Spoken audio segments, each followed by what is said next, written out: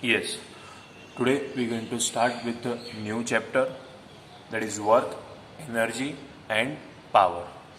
So first of all, first quantity we'll study in detail, that is a work. The work done. What is the work done? The work done by the force is defined as the product of component of force in the direction of displacement and its magnitude of displacement. ठीक है, क्या लिखा है कुछ पता तो नहीं चला, तो डायग्राम से अच्छी तरह से समझ में आ जाएगा. देखिए ये एक हॉरिजॉन्टल सरफेस है जिसके ऊपर ये ब्लॉक को रखा है. This is the direction of applied force inclined by angle theta with respect to horizontal. ठीक है. Now this block is displace, this block of mass m is displace from this position to this position. So displacement is d, magnitude of displacement is d. So we have defined कि work done is nothing but force. Work done by the force is defined as the product of component of force. पर कौन सा component? जो displacement की direction में आना चाहिए. तो डिस्प्लेसमेंट कौन सी डायरेक्शन में? हॉरिजॉन्टल. तो देखो ना, ये एफ वेक्टर का एंगल से कंपोनेंट जब हम लेंगे तो एंगल से कंपोनेंट तो हमेशा कौन होता है? कॉस. तो कहने से फोर्स का कॉस कंपोनेंट डिस्प्लेसमेंट की डायरेक्शन में है. तो आंसर इज यस. तो वर्क डन का जो डेफिनेशन था उसके हिसाब से जो फॉर्मूला बनेगा तो W is component of force in the direction of displacement is F cos theta into the magnitude of displacement यानी कि D. So work done is F cos theta into D, और इसे रीअरेंजमेंट करो तो FD cos theta.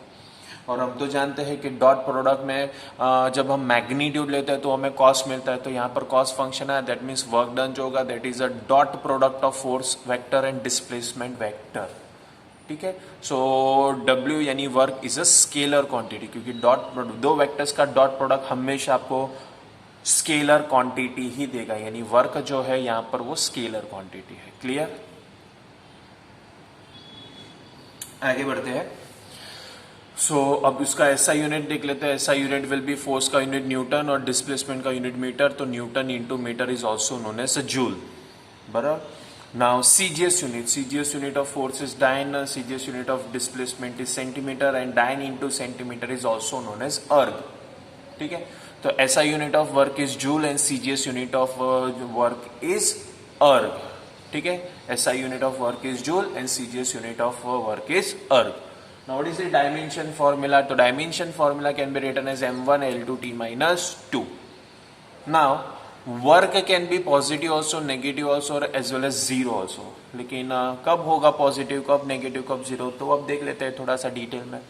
तो work done is zero if when force is applied on the object but displacement is zero. हम force तो object पर applied कर रहे हैं लेकिन डिस्प्लेसमेंट ही नहीं हो रहा, तो वर्क डन इज जीरो. इसका कोई एग्जाम्पल? हाँ है ना.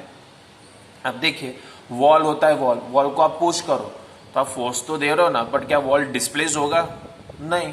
तो डिस्प्लेसमेंट इज जीरो. उस सेंस में डिस्प्लेसमेंट इज जीरो तो work done is also zero. ठीक है. Then next second case, when there is a displacement of object without applying force. मतलब हम ऑब्जेक्ट पर फोर्स अप्लाई तो कर ही नहीं रहे लेकिन फिर भी वो डिस्प्लेसमेंट हो रहा है. बराबर. अब फोर्स ही जीरो है तो वर्क डन भी जीरो हो जाएगा.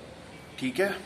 फिर तीसरा case, When force and displacement are mutually perpendicular, ये हो जाएगा यूनिफॉर्म सर्कुलर मोशन में. सर्कुलर मोशन में फोर्स यानी सेंट्रिपिटल फोर्स हमेशा होता है towards the centre along the radius, और डिस्प्लेसमेंट हो जाएगा वेलोसिटी के डायरेक्शन में, और वेलोसिटी का डायरेक्शन होता है टेंजेंशियली. तो टेंजेंशियल और towards the centre along the radius वो एक दूसरे से परपेंडिकुलर वेक्टर्स हो जाएंगे, तो cos थीटा cos 90 जीरो हो जाएगा. तो ये तीन सिचुएशन में हमें वर्क डन जो होगा वो जीरो मिलता है. एक बार डिस्प्लेसमेंट जीरो होगा, दूसरी बार फोर्स जीरो होगा, और तीसरी बार एंगल कॉस फंक्शन जीरो होगा. क्लियर? नेक्स्ट अब हम देख लेते हैं कि वर्क डन पॉजिटिव कब होगा. सो वो कॉस फंक्शन पर डिपेंड करता है. हमने देखा ना W equals to F D cos theta, तो यानी कॉस फंक्शन जब पॉजिटिव होगा तो वर्क डन भी पॉजिटिव होगा. अब आप तो जानते हो कि कॉस फंक्शन पॉजिटिव कब होता है? फर्स्ट क्वार्टर में, यानी between 0 to 90 degree. So when angle between force and displacement vector is in between 0 to 90 degree, work done is positive. ठीक है. फिर वर्क डन नेगेटिव कब होगा? तो वर्क डन नेगेटिव होगा तो कॉस फंक्शन नेगेटिव होना चाहिए. कॉस फंक्शन नेगेटिव कौन सा एंगल में है, कौन सा एंगल के रेंज में होगा, तो दैट विल बी 90 to 180 यानी सेकंड क्वाड्रेंट में. तो if the angle between force and displacement vector is in between 90 to 180 degree then cos function is negative, and if cos function is negative work done is also negative. Clear. फिर दो definitions है वो देख लेते हैं. पहला definition है 1 joule का. तो define 1 joule when a force of 1 Newton is applied on an object and it get displaced by a distance of 1 meter in the direction of force, then the work is said to be 1 joule. अगर कोई एक body है जिसके ऊपर हम 1 Newton का force applied कर रहे हैं और वो बॉडी डिस्प्लेस्ड हो रहा है by distance of 1 metre suppose, और वो भी फोर्स के डायरेक्शन में ही, तो हम ऐसा कह सकते हैं कि उस बॉडी पर जो हमने वर्क किया ना, वर्क डन, वो हो गया 1 जूल का. ठीक है, समझ में आया. अब उसी तरह से सीजीएस में अर्ग यूनिट था ना जूल का, जो जूल ऐसा यूनिट एमकेएस यूनिट था एनर्जी का के वर्क का, अब वो अर्ग हो जाएगा सीजीएस यूनिट. उसको डिफाइन करना है तो definition of 1 erg. When a force of 1 dyne is applied on an object and it get displaced by distance of 1 centimetre in the direction of force, then the work is said to be 1 erg. ठीक है.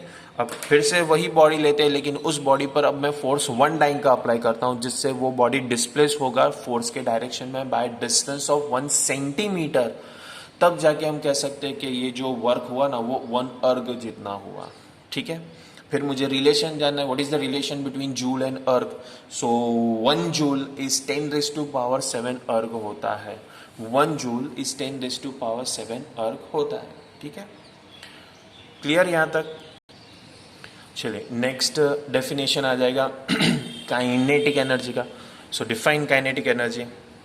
तो the kinetic energy of an object is a measure of the work and work done by an object can do by virtue of its motion. The kinetic energy of an object is the measure of work an object can do by virtue of its motion. कितना work कोई object कर सकता है due to its motion. Motion से कितना work हो सकता है, वर्च्यू मतलब ड्यू टू इट्स मोशन. तो ये होता है काइनेटिक एनर्जी. ठीक है. कोई भी ऑब्जेक्ट पर कितना वर्क, कोई भी ऑब्जेक्ट कितना वर्क कर सकता है due to its motion, that is kinetic energy. ठीक है. एनर्जी है तो हर एक एनर्जी स्केलर क्वांटिटी होता है और काइनेटिक एनर्जी डिनोट होता है बाय सिंबल के. अब जनरल इक्वेशन तो हम सब लोग जानते ही है लोअर स्टैंडर्ड से कि काइनेटिक एनर्जी होता है के इक्वल टू हाफ mv². लेकिन उसके दूसरे फॉर्म्स भी है, काइनेटिक एनर्जी के दूसरे फॉर्म्स भी है जो अब हायर स्टैंडर्ड्स में 11 स्टैंडर्ड में ज़्यादा यूज होगा कंपेयर टू हाफ mv². वो कौन से है तो वो डिराइव कर लेते हैं. सो पहली बार मैंने क्या किया कि इक्वल टू हाफ mv² तो लिखा. अब मैं इसको मल्टीप्लाई डिवाइड बाय मास से कर देता हूँ. तो in numerator that will be m² v² and in denominator that will be 2m. Now you know that what is the product of mass into velocity known as the product of mass into velocity is known as momentum. So the product of mass square and velocity will be momentum square. So this will be p² by 2m. So another form of kinetic energy is given by p² by 2m. Then the third form. Now kinetic energy is half mv². I split this v² into two terms, v and v. Now this single product p in mass into velocity is known as momentum. So the third form of kinetic energy is half pv. ये पहला equation था of kinetic energy in terms of mass and speed. This is the second equation of kinetic energy in terms of momentum and mass. This is the third equation of kinetic energy in terms of momentum and speed. Clear? चलिए, thank you.